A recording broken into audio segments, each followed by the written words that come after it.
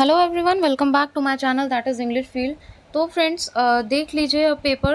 Actually आप लोग बोलेंगे इतना लेट हो गया, आई एम सॉरी फॉर दैट, क्योंकि नेटवर्क की कुछ प्रॉब्लम थी और वीडियो लेंदी था, इस वजह से अपलोड होने में प्रॉब्लम आ रही थी, तो थोड़ा सा लेट हो गया।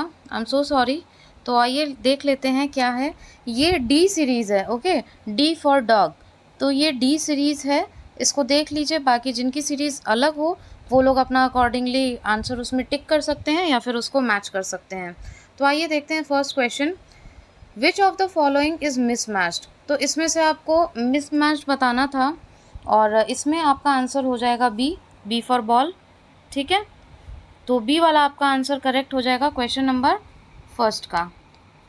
Second question, which work has been called by Shakespeare as the first heir of my invention. This is the repeated one and इसका आंसर हो जाएगा वीनस एंड एडोनिस, ये आपका C option. Third question, the characters Ophelia and गर्ट्यूड appear in Shakespeare's play. किस play में है ये ओफिलिया और गर्ट्यूड? तो इसका सही आंसर आपका हो जाएगा Hamlet, B. Now the fourth question, will no one tell me what she sings? Perhaps the plaintive numbness flow the above mentioned line appear in। तो ये कहाँ पे ये लाइन्स अपेयर होती हैं? इसका करेक्ट आंसर है सॉलिटरी रीपर, ये आपका ऑप्शन हो जाएगा C. Now we come to fifth question, what is the meaning of the word mercenary. तो देखिए, जो मर्सेनरी है ये तीन जो लास्ट ऑप्शन है उससे तो रिलेट नहीं करता है, तो इसका आंसर हो जाएगा A, the motive to earn money. ठीक है, फिफ्थ का आंसर हमारा हो गया ए। अब हम बात करते हैं सिक्स क्वेश्चन की। Lysander is a character in. Lysander जो है वो कौन से प्ले का कैरेक्टर है? A midsummer night's dream, option number A. Now identify the error part in the following sentence, consider the four options comprising the complete sentence. तो इसमें जो एरर है वो है आपका पार्ट बी में, that Sanjay and the sister was going, right? So B is the correct answer. Now the correct spelling is, encrypt की spelling पूछी है, इजी था, ए इसका करेक्ट आंसर होगा। और फिर से एक एरर का क्वेश्चन है, mark the part with the error, read the four option as the parts of the given sentence. तो इसमें जो आपका करेक्ट आंसर होगा, वैसे तो इसका करेक्ट आंसर बी होगा, बाकी आयोग देखिए इसका क्या आंसर रखता है। So I think B is the correct answer. अब आगे बढ़ते हैं।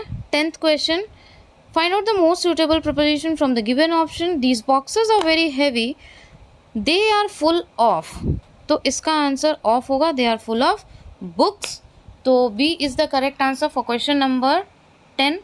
Next is, what is the rhyme scheme of Petrarchan sonnet. ये बहुत ही ईजी था, इसलिए ईजी था क्योंकि आप देखिए पेट्रार्कन सोनेट, शेक्सपियरियन सोनेट, ये सारे आपने पढ़े होंगे, तो उसमें ए डबल बी आता है, मतलब अब्बा अब्बा। ये मैंने आपको पढ़ाया भी है सोनेट्स, उसमें भी मैंने बताया था और पूरा डिटेल में इसका वीडियो था।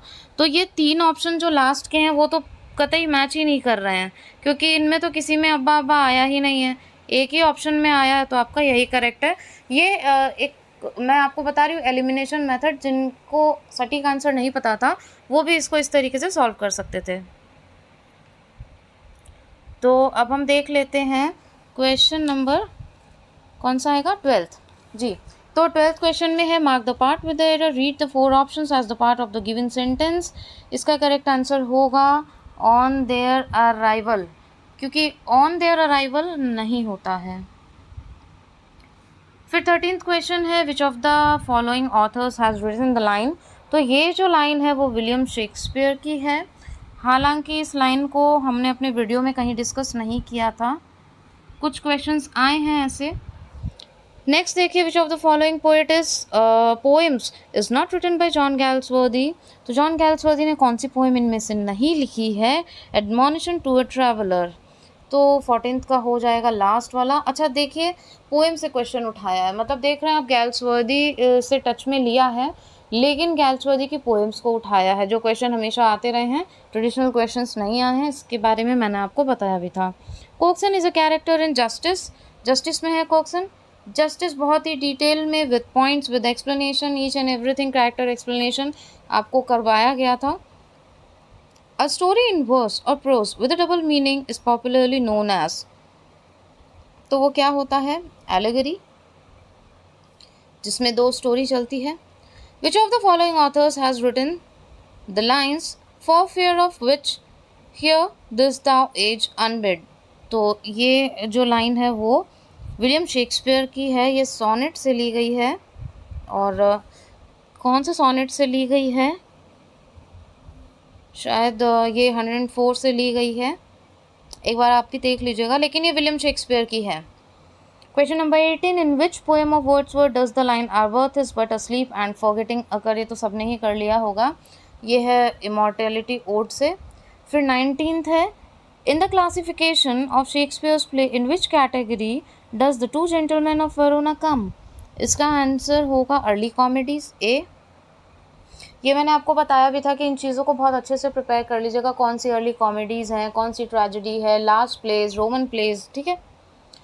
अब हम देखते हैं question number 20 to 23. Following sentences have been transformed as per directions given in their brackets. Choose the correct sentence from the choices given. तो क्वेश्चन नंबर 20 है, the apple was too sour to eat, remove too. इसमें आपको too remove करके sentence बनाना था. तो इसका जो करेक्ट आंसर होगा सी, the apple was so sour that it can not be eaten. ठीक है. तो ये आपका करेक्ट आंसर होगा, मतलब ऑप्शन नंबर सी आपका करेक्ट आंसर होगा. आप इसमें जो टिक लगे हुए हैं उस पर मत जाइएगा. इसमें काफ़ी सारे टिक लगे हुए हैं, तो जो मैं बोल रही हूँ उसको आप ध्यान से सुनिएगा और अपना आप टिक मार्क कर सकते हैं. 21st क्वेश्चन है, the president appointed him governor. Easy ही था. इसका पैसिव फॉर्म आपको बनाना था, तो इट्स वेरी इजी, क्योंकि आप ऑब्जेक्ट को लेकर ही बनाते हैं. He was appointed governor by the president. तो सी ऑप्शन आपका एकदम सही हो जाएगा. अब हम बात करते हैं हमारे नेक्स्ट क्वेश्चन 22nd की. What would not love his country, sorry who would not love his country. ये आपको असर्टिव सेंटेंस बनाना है, और इसमें जो है वो आपका सही आंसर हो जाएगा, ए वाला ही सही आंसर हो जाएगा. Everyone would love his country. But इसमें थोड़ा सा मुझे कन्फ्यूजन है. कन्फ्यूजन आंसर को लेके नहीं है, लेकिन कन्फ्यूजन है कि आयोग इसका आंसर क्या मानता है, क्योंकि आयोग तो आयोग है. Question number 23, why should they be blamed by you. इसको एक्टिव में आपको बनाना था, और इसका करेक्ट आंसर हो जाएगा why should you blame them. Option number A, sorry इसका होगा option A. 24, John Bathwick is a character in. John Bathwick कौन से उसमें आते हैं, तो ये सिल्वर बॉक्स, सभी ने सही किया होगा. Which is correctly spelled word. तो इसमें जो करेक्ट वर्ड है वो आपका कौन सा है? इसमें जो करेक्ट वर्ड है वो कंटेम्प्टेबल है. B option is the correct answer. Now we come to 26, a 7-line iambic pentameter stanza rhyming A B B C C is called rhyme royal. सभी को पता है 7-line स्टैंजा होता है. ये मैंने आपको जो लिटरेरी फॉर्म्स के सीरीज़ चलाई थी उसमें ये क्वेश्चन इंक्लूडेड है, ये मैंने आपको कराया था. Which of the following work is not written by John Milton. John Milton के द्वारा इनमें से कौन सा नहीं लिखा गया? तो ये तीनों लिखे हुए हैं, साफ साफ दिखाई दे रहा है. लास्ट वाला जो है डी ऑप्शन नहीं है. मैं थोड़ा सा फास्ट बोल रही हूँ, कोशिश मेरी पूरी है कि बहुत जल्दी आपको सॉल्व करा दिया जाए. 28, Wordsworth the borders comes under the category of worst tragedy है ये. ठीक है, ट्रेजेडी है, आपको पता है the borders. Milton's on Shakespeare was published in. तो ये कब पब्लिश हुई थी? तो 1632 में पब्लिश हुई थी, क्योंकि इन्होंने 1630 लगाया. 1630 जो है वो रिटन था, सॉरी रिटन डेट थी. 1632 is the correct answer. Then 30 number question, identify the error part in the following sentence. इनमें से आपको एरर पार्ट बताना है, तो C is the correct option, were able to help me. Find out the most suitable preposition from the given option. The new medicine prevent the virus. इसका correct answer होगा B, from. The new medicine prevent the virus from growing. Now question number 32, among the following sentences which is not correctly punctuated, so the correct answer will be this B1. साफ साफ पता चल रहा है man और फिर ही set के बाद कोई कॉमा नहीं है. अब हम आ जाते हैं क्वेश्चन नंबर 33 पे. Which of the following statement is not correct about autobiography. तो इसका जो करेक्ट आंसर आपका होगा वो होगा A is the correct answer for question number 33। 34 का होगा which of the following work of John Galsworthy put forward John Galsworthy ideas on the drama. तो ये सभी को पता होगा, वैसे ये मैंने कराया भी था, the inn of tranquillity. Choose one word from the options which describe the phrase most accurately. तो incapable of being redeemed from evil, that is beyond correction, जिसे करेक्शन बियॉन्ड करेक्शन होता है, that is incorrigible. Now this is the passage का आपकी बार form थोड़ा सा change हुआ, जो कि टाइम कंज्यूमिंग होता है। और बाकी देख लीजिए इसका क्या आंसर होगा। अगर हम इधर पैसेज पे नहीं देखते, हम डायरेक्टली इक्वेशंस पे आएंगे। 36 का आपका होगा बी, 37 का होगा सी, और 38 का होगा आपका बी, 39 का होगा डी, 40 का होगा ए, 41 का होगा सी, और 42 का आपका होगा, 1 मिनट, 42 का आपका होगा बी। ठीक है, दूसरा देख लेते हैं। Question number 43, out of the given alternatives fill in the blanks, sorry fill in the gaps in the following sentences. तो इसका क्या आंसर होगा? 43 का जो आपका करेक्ट आंसर होगा, just give me a second. 43 का आपका करेक्ट आंसर होगा ऑटोबायोग्राफी। ठीक है, ट्रैवलॉग तो होगा नहीं, ये ऑटोबायोग्राफी इसका करेक्ट आंसर होगा। जी हाँ। अब हम बात करते हैं identify the error part in the following sentences. तो इसमें जो एरर पार्ट होगा वो आपका होगा B. Then question number 45, choose the word from the options which describe the phrase most accurately. तो बैनिश है, to banish from one's country, that is expatriate, D option. Then we come to question number 46, which of the following plays by Shakespeare is not classified as a Roman play। Roman play में ये सारे आते हैं, Hamlet ही है एक जो नहीं आता है। तो सी ऑप्शन आपका करेक्ट आंसर हो जाएगा। विच of the following is a pastoral elegy, साफ साफ दिखाई दे रहा है लाइसिडास, कई बार ये करवाया जा चुका है। क्वेश्चन नंबर 47, तो सी ऑप्शन इसका करेक्ट आंसर है। 48, a factual account of a person's life examining the available information and text relevant to the subject is called biography. तो बायोग्राफी आपका करेक्ट आंसर हो जाएगा। Choose one word from the options which describe the phrase most accurately. तो इसका सीधे सीधे convalescence हो जाएगा, option number B.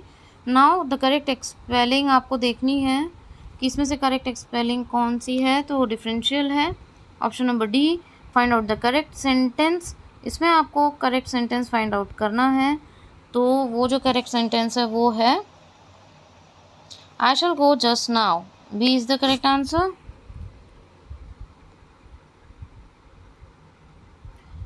Question number 52, who called Shakespeare John's factotum a jack of all trades। ये रॉबर्ट ग्रीन ने बोला था।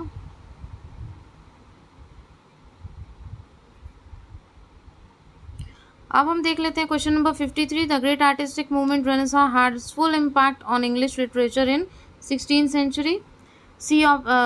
B option is correct। Which of the following work is a novelty written by John Galsworthy, that is Freelance। और option number A. तो 55 का हो जाएगा, find out the most suitable preposition. Malti is fed up, क्या होगा इसका? Malti is fed up with हो जाएगा, with is the correct answer, B. Now next is mark the part with the error. Read the 4 options are the parts of one sentence that is given. So what will be the correct answer? These kind of, this will be kinds। तो ए आपका सही हो जाएगा, correct option A है 56 का। 57 का है the correct spelling is. तो इसमें से आपको जो देखनी है करेक्ट स्पेलिंग देखनी है, C is the correct answer, C है ये, डी पे टिक लग गया, सी है। Which of the following work is not written by John Galsworthy. तो इसमें से कौन सा गैल्सवर्दी ने नहीं लिखा है, तो थॉर्न नहीं लिखा है। 58 का हो जाएगा आपका option number B, wall.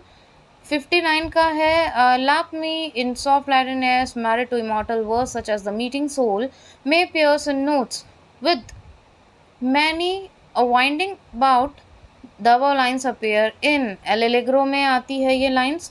Which of the following statement about lyric form of poetry is not true? ये देखते ही पता चल जाएगा आपको. lyric contains 14 lines जबकि ये होता है क्या? 14 lines का क्या होता है? sonnet होता है. अब है 61 है. What is the grammatical status of the underline. इसमें आपको बताना है कि ये पार्ट ऑफ स्पीच में से कौन सा पार्ट है. राउंड से बहुत सारे क्वेश्चन इन्होंने बनाए हैं. ऑटोग्राफ, बायोग्राफी और बायोग्राफी मेमोर, इनसे मतलब लगता है कुछ ज़्यादा इन लोग का प्रेम था. सारे क्वेश्चंस एक ही टॉपिक से ले लेके बनाए हैं. तो इसका करेक्ट आंसर हो जाएगा आपका एडवर्ब है ये. The term carpe diem means seize the day. B.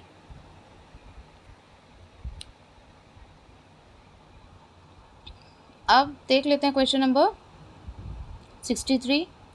63 का जो आपका करेक्ट आंसर होगा, which of the following statement is not correct about biography से रिलेटेड इसमें ऐसा कौन सा है जो करेक्ट नहीं है. इन क्वेश्चंस को मैंने आपको बताया भी था, बहुत ध्यान से करिएगा. इनमें से कौन नहीं है और इनमें से कौन सा है. तो इसका करेक्ट आंसर आपका हो जाएगा ऑप्शन नंबर डी. इसका ऑप्शन नंबर डी हो जाएगा. अब आगे बढ़ते हैं. 64 का जो आपका आंसर होगा, the art of making fireworks है, तो ये पायरोटेक्निक्स होगा. फायरो नहीं होगा, पायरो होगा. Option number A. Mark the part with error. इसमें फिर से आपसे एरर ही पूछा गया है और इसका जो करेक्ट आंसर होगा वो होगा option number C. If you want to improve. 66 question number का हो जाएगा, murder of a brother.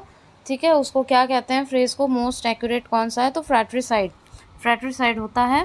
The correct spelling is, इसमें करेक्ट स्पेलिंग आपको बतानी है तो आपका ऑप्शन नंबर बी करेक्ट होगा.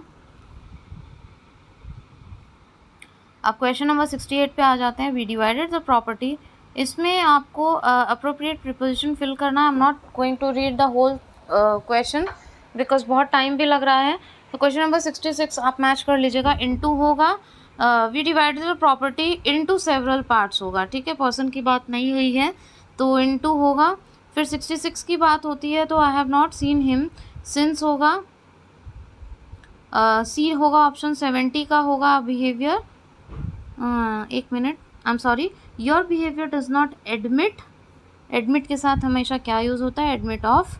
और तो बी बॉल वाला ऑप्शन सही हो जाएगा. Find out the correct sentence.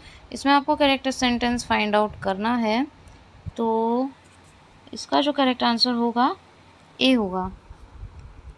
71 का ए हो जाएगा. 72 का fable is also called Apollo. इसका करेक्ट आंसर होगा. बहुत लोगों ने बोला कि प्रोवर्ब होगा. प्रोवर्ब तो किसी भी एंगल से नहीं होगा, इसलिए इसका आंसर अपोलो होगा. फिर शेक्सपियर्स प्ले, क्योंकि कमेंट में आया था मेरे पास में question. Shakespeare play love labour lost is a good example of. सभी को पता होगा इसका आंसर, तो मुझे नहीं लगता है किसी का भी गलत हुआ होगा. Romantic comedy. फिर 74 का देखें तो who among the following writer is known for his epigrammatic prose style. तो ये सीधे बेकन साहब हैं. ठीक है, ऑप्शन नंबर बी से बेकन और बी से ऑप्शन बी. 75 का देखते हैं. The correct spelling is fluffy.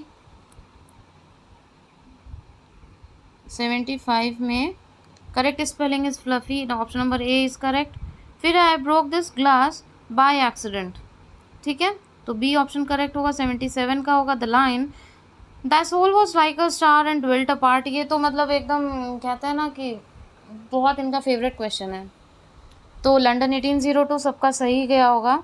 The line they also saw who only stand and wait occurs in which of the following poems. On his blindness. Who option number B. Who refers William Wordsworth as an ever enduring man. ये saint Coleridge ने बोला. Question number 79. Find out the most suitable preposition from the given options. It was very generous. Of हो जाएगा. Option number C. You to offer to help me. Thus hast a voice whose sound was like the sea, pure as the naked heavens, majestic, free. ये कहाँ से लिया गया है? Majestic free.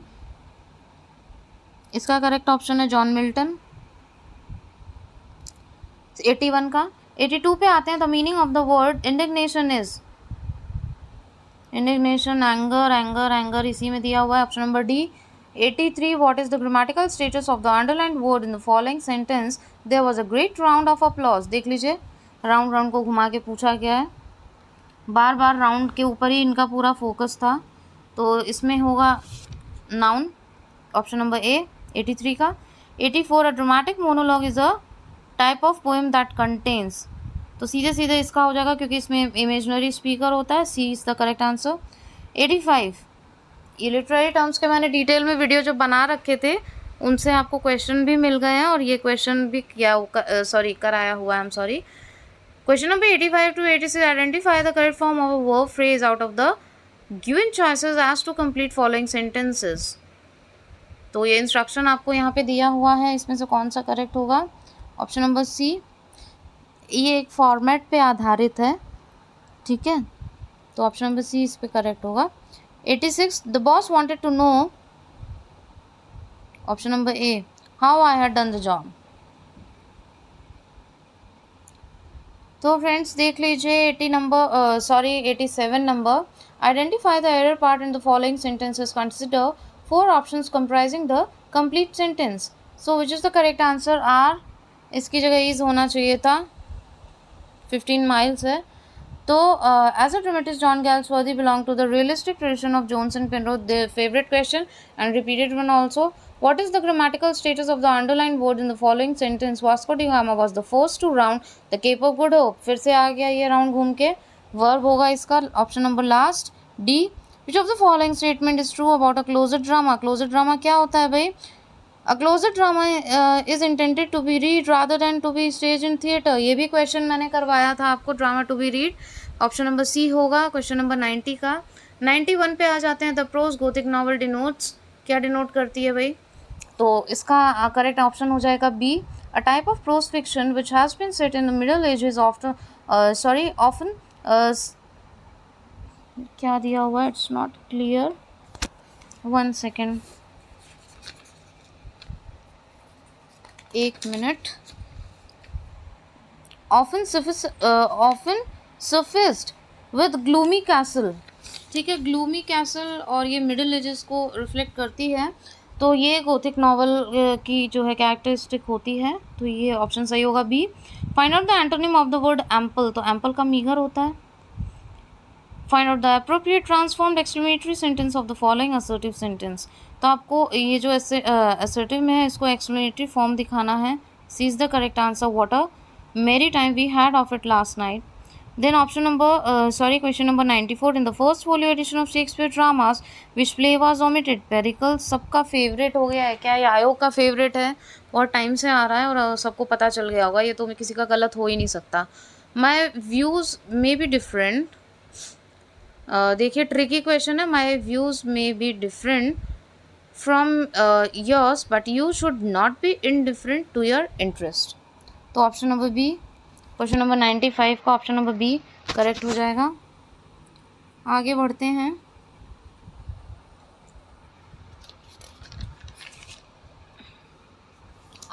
जो correct है। Pick out the correct preposition from the options given below each of the sentence so as to complete them, तो इसका हो जाएगा वी डिडंट गेट होम, ठीक है, देखिए पास्ट में दिया हुआ है तो टिल आएगा कि पहुँचे नहीं थे तब तक 2 बजे तक, तो सी हो जाएगा। Forsyte saga, the Forsyte belong to countryside, option number A. 98 question, which of the following statement is correct about autobiography, तो डी आपका करेक्ट आंसर हो जाएगा 98 का। 99 Falder is a character in which of the following plays by John Galsworthy? Justice, justice तो आपको इतने अच्छे से करवाया है तो मुझे नहीं लगता जिन्होंने भी इसको फॉलो किया होगा उनके आंसर बिल्कुल गलत नहीं गए होंगे, ऑप्शन नंबर बी। फिर which of the following speech do we see in the following expression? Alone, alone, all, alone, alone, on a wide sea, alliteration. जो सेलेक्टेड क्वेश्चंस थे वो सारे आपको करवा दिए गए थे, पता नहीं आप लोगों ने देखे या फिर नहीं देखे, तो अगर ध्यान से भी देखे होंगे तो वो जो मैंने कोई 100 की, 500 की, 250 की ऐसे कोई सीरीज़ तो नहीं चलाई, क्योंकि मैंने स्टार्टिंग से ही बोला था कि इस टाइप की सीरीज़ से लास्ट में डिस्ट्रैक्शंस भी होते हैं। और ये मेरा खुद का पर्सपेक्टिव है। देखिए, सबके अलग-अलग होते हैं, सबको लिबर्टी ऑफ थॉट है, लिबर्टी टू स्पीच है। लेकिन जो मुझे लगा, मैंने कुछ ऑलरेडी बना दिए थे, तो सिलेक्टेड क्वेश्चंस थे, इम्पॉर्टेंट थे, उनमें से क्वेश्चन आए हैं। तो आई होप अगर आप चैनल को सपोर्ट देंगे तो आपकी अच्छी प्रिपरेशन होगी, आगे भी एलटी की हम बहुत अच्छी तैयारी करेंगे। तो जुड़े रहिएगा। चलिए फिलहाल देखते हैं question number 101। Any short competition in prose that undertakes the discuss a matter, express a point of view, persuades us to accept a thesis on any subject, or simply entertain is essay. Option number B 101 का। 102 question 102 का। What is the correct meaning of the word apposite? Suitable. Some statements have been given here for tragedy. Find out the correct statement. ये tragedy से related कुछ sentences हैं जो relate करते हैं उससे, वो बताना है आपको। तो 2 and 3 is the correct. 2 और 3 ये दोनों tragedy से क्या बोलते हैं उसको, related हैं। Which of the following plays is not written by John Galsworthy? Apple Cart नहीं लिखा हुआ, Justice Silverbaugh Strife सबको पता है, लिखा हुआ है। In William Wordsworth, The Solitary Reaper, The Solitary Highland Lass is a girl from Scotland. William Wordsworth से रिलेटेड जो भी इम्पॉर्टेंट उनके पोएम्स थी, उनका मैंने line by line explanation plus two the point with notes, मैंने आपको कहा था आप स्क्रीनशॉट भी ले सकते हो, विद नोट्स मैंने कराया है। और खैर आपका बहुत उस पर प्यार भी मिला, आप लोग के बहुत अच्छे अच्छे कमेंट्स आते थे उन वीडियोस पे। ड्यू टू कोरोना कुछ चीज़ें मैं नहीं कर पाई, मुझे गिल्ट है उस चीज़ का। ड्यू टू कोरोना कुछ इंपॉर्टेंट चीज़ें मैं आपको नहीं दे पाई, क्योंकि मैं खुद कोविड से सफ़र कर रही थी। बट जितना भी दिया उसमें से आया है, तो आई होप सबके लिए बेनिफिशियल रहा होगा। 106 which of the following is not true? The term novel refers to, novel किसको रेफर करती है? A treaty on current social problem. तो नॉट ट्रू है, जो नहीं है, तो ज़रूरी नहीं है कि करंट सोशल प्रॉब्लम ही हो।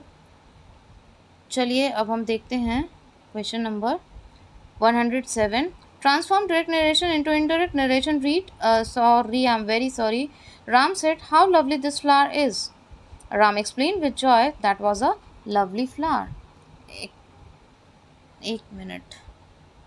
Exclaimed with joy, that was a lovely flower. Option number B 107 का, which of the following statement is not correct with reference to essay? इसका जो करेक्ट आंसर है वो लास्ट होगा। फॉर्मल एसे रिलेटिवली पर्सनल होता है, ठीक है। 108 का 109 का, among the following which is not example of pastoral allergy. Pastoral allergy का एग्जाम्पल कौन सा नहीं है? तो लास्ट वाला है, वो एलर्जी नहीं है। The first folio, the first collected edition of Shakespeare's play was edited by Heminge and Condell. सभी ने कर दिया होगा इसको। तो 111 which of the following plays of Shakespeare does not belong to the last phase of his career. Last phase में कौन सा नहीं है? टेम्पेस्ट आपको पता है लास्ट फेज में था, सिम्बलाइन, विंटर टेल सब थे लास्ट में, यही नहीं था एक पहला ए। 112 का होगा, which figure of speech do we see in the following expression? He was a good teacher but a poor student. Antithesis है, दोनों कंट्रास्ट है, antithesis is the correct answer. Then which figure of speech do we see in the following expression? 10,000 saw I at a glance. वाह भाई वाह, hyperbole है, ये दिख ही रहा है। Option number B. फिर 114 114 का, which of the following statements correct about memoir? ये देखिए, मेमोयर, ऑटोबायोग्राफी और बायोग्राफी में खूब घुमाया है इन्होंने, बहुत क्वेश्चन आए। मेरे पास कमेंट भी आया था कि मैम इस टॉपिक पे बहुत क्वेश्चन आए हैं। व्हाट्सएप पे भी मैसेज आया कि मैम ये तो फेवरेट बन गया इनका। खैर, ए इज़ द करेक्ट आंसर। अब हम बात कर लेते हैं क्वेश्चन नंबर 115 की। तो which of the following work is not written by John Milton? इसका करेक्ट आंसर है इनर वर्जन, ये इन्होंने नहीं लिखा, C. The correct spelling is gynaecologist. Gynaecologist, oh I'm so sorry, gynecologist is last, option D. Then 117, which of the following is not a major characteristic of a ballad? A comic, it is comic in nature, comic नहीं होता nature में ballad. Transform the following sentence into exclamatory sentence 118. So D would be the right answer. How beautifully this story is told. Then question number 119. In each question below, the four options A, B, C, D are given. Find out the word which is correctly spelled. Correctly spelled word इसमें आपको खोज के निकालना है.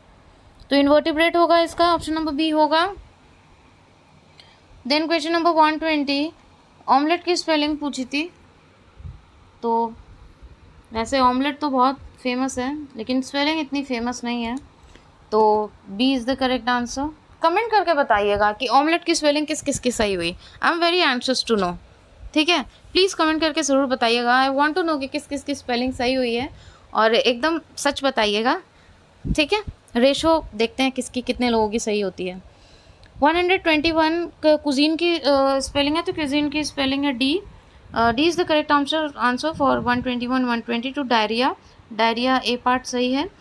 और फिर है the character Beatrice and Benedick appeared in Shakespeare's play Much Ado About Nothing. Option number C is correct for question number 123.